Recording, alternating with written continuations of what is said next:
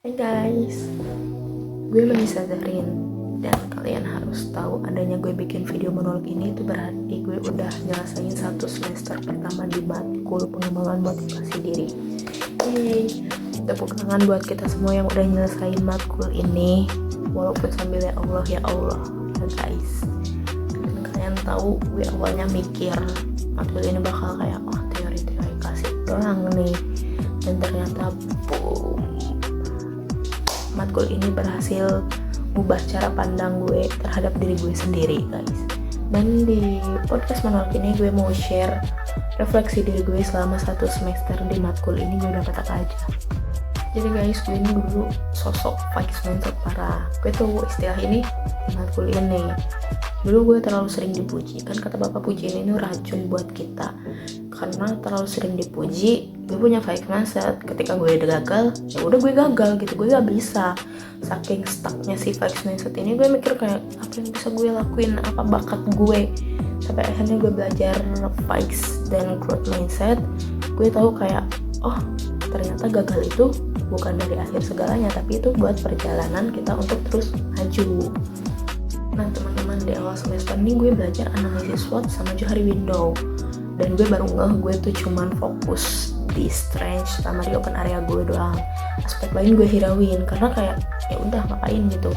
Ternyata setelah belajar ini gue tahu weakness gue di mana, terus gue harus ngegandengnya sama apa, terus gue harus menanganinya kayak gimana, bahkan gue tahu blind area gue guys.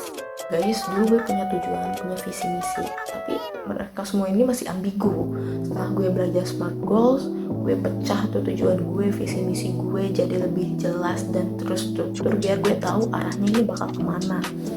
Nah, yang paling gue terapin ini manajemen waktu guys, karena gue tahu weakness gue ini suka nunda-nunda. Jadi gue nerapin waktu time blocking. Jadi gue bagi-bagi waktu kayak 2 jam buat belajar, 1 jam buat nulis, 1 jam buat nge-review matkul, dan 30 menit buat olahraga. Mungkin awal-awal gue kayak capek, gak bisa, ini udah diri gue udah kayak gini. Tapi lama kelamaan gue konsistenin, ternyata bisa. Kata-kata lagi ntar lagi tuh udah mulai berkurang guys. Nah di matkul ini juga gue ngerasain perbandingan motivasi. Dulu gue ngelakuin sesuatu karena kewajiban atau pengen dipuji. Nah setelah belajar ini, sekarang gue belajar buat numbuhin motivasi intrinsik gue sendiri, karena gue kerjain sesuatu itu buat perkembangan diri gue sendiri. Dan gue pernah baca jurnal guys, katanya motivasi intrinsik ini lebih awet dibanding motivasi ekstrinsik. Nah dan gue sadar guys, kalau perjalanan pengembangan diri ini gak mudah, terus gak selalu linear, pasti ada jatuhnya, ada nyerahnya. Tapi di materi resiliensi ini gue belajar buat bangkit lagi, audit diri lagi, bahkan jalan lagi, karena gue lebih percaya sama proses.